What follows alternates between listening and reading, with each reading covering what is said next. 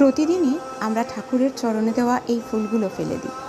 আজ ভাবলাম দেখি এই ফুলগুলো ফেলে না দিয়ে কিছু করা যায় কি না।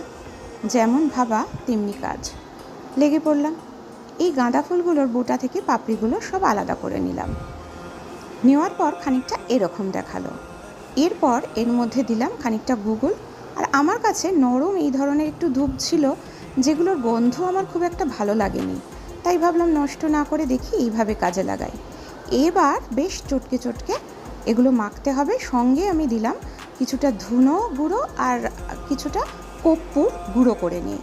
এই ধুনো এবং কর্পূরের গন্ধ আমার কাছে যে কোনো দামি সেন্টের গন্ধকে হার মানাতে পারে। তো এইভাবে বেশ ধৈর্য সহকারে চটকে চটকে ব্যাপারটাকে মেখে নিতে হবে 7-10 মিনিট ধরে। যেহেতু আমার ধৈর্য কম এবং ক্রিয়েটিভিটিও অত নেই, তাই আমি গোল গোল শেপ দিলাম। এবার রেখে দিলাম রোদে। তারপর সন্ধেবেলা যখন জ্বালালাম, অপূর্ব সে সুগন্ধ।